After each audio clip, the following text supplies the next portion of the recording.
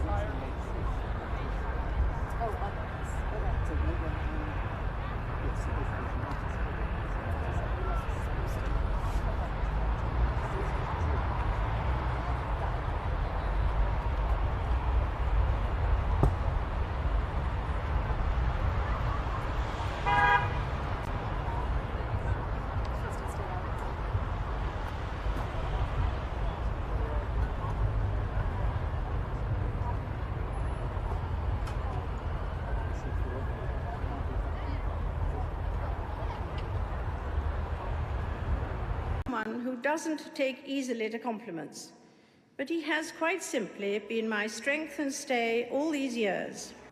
And I and his whole family, and this and many other countries, owe him a debt greater than he would ever claim, or we shall ever know.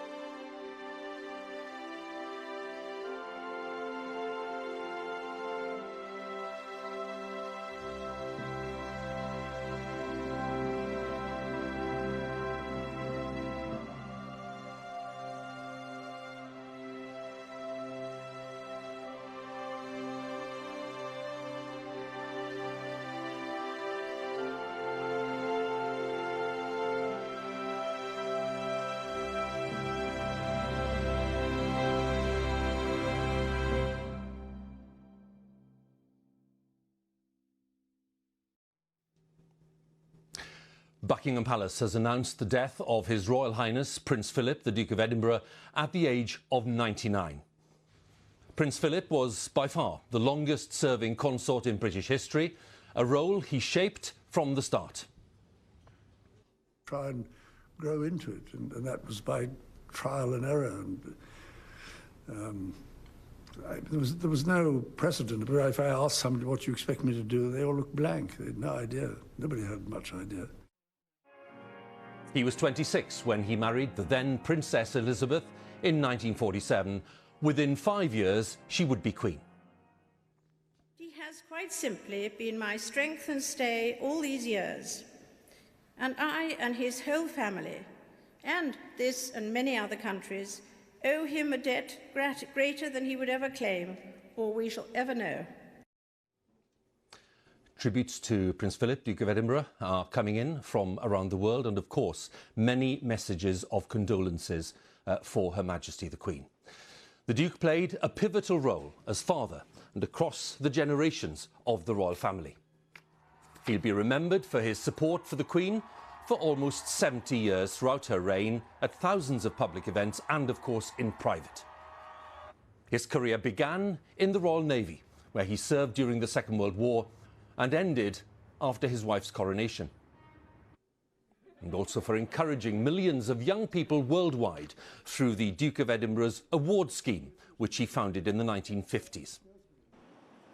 In recent years, there had been many signs that the Duke of Edinburgh's health was declining. He'd been admitted to hospital a number of times throughout the last decade. He had returned home to Windsor on the 16th of March this year, after a month-long stay in hospital in London. His loss will be felt most keenly by Her Majesty the Queen, by the family and beyond. Good afternoon. Welcome to our viewers around the world for the news that is breaking today, because within the past hour, Buckingham Palace has announced the death of His Royal Highness Prince Philip, the Duke of Edinburgh. He was 99, due to celebrate his 100th birthday in June of this year. He was the longest-serving royal consort at any time in British history. In a formal statement, the palace said this: "It is with deep sorrow that Her Majesty the Queen announces the death of her beloved husband, His Royal Highness, the Prince Philip, Duke of Edinburgh. His Royal Highness passed away peacefully this morning at Windsor Castle." Further announcement will be made in due course. The royal family join with people around the world in mourning his loss. A long and rich life for people to be reflecting on today, and of course on the contribution that Prince Philip made, not just in the UK and beyond. We'll come on to the life story, Nicholas Witchell, our royal correspondent, in a moment. I think first we should pause and think about the sense of loss for the Queen and the royal family. Yes, this is a moment of real national sadness. 2 months and 1 day short of what would have been his 100th birthday, a milestone that he was so determined to reach and that his family was so keen that he should achieve. A moment of sadness, most particularly, of course, for the Queen, losing her husband of 73 years, a bigger span of years than most of us can imagine, the longest-serving consort in British history. The Queen absolutely devoted to him, and I think it's perhaps not widely recognised what a team effort the reign of Elizabeth II has been, and the degree and the importance of the support given to her throughout her long reign by her husband, the one person to whom she could always turn, on whom she could always rely. There were difficult, frustrating periods in the 1950s. He had to adapt to this role, a supportive role, a dominant personality, a commanding personality that he was. He could have gone far in the Royal Navy, but he had to adapt and find a role for himself, and he did that. And apart from the sadness of the Queen, which will be profound, though, of course, she will continue in the role as Queen. There will be no question of her now withdrawing or retiring from that role. There will be great sadness within the royal family, and we must remember that they have lost a father or a grandfather or even a great-grandfather. And we remember the role that the Duke played within the family, the dominant role within that family, and a source for all his abrasiveness, for all his contrariness on occasions. He could also show great sensitivity, particularly to those marrying into the royal family. And I think it would be fair to say that he is probably one of the most influential outsiders to marry into the British royal family, alongside the Queen Mother and Princess Diana. And he showed that sensitive side to his nature in the efforts that he made to save the marriage of his son Prince Charles and Diana, Princess of Wales. And there is now this gap in national life.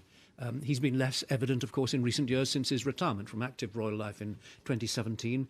But for so many decades, he was a colourful character. He was a force within the life of this nation and indeed of other nations around the world, and particularly within the Commonwealth. And he has been absolutely central to the success of this reign. I think it is fair to say that the success and the stability of Queen Elizabeth's reign owes so much to the success and the stability of her marriage to Prince Philip, a man of royal blood himself. Both he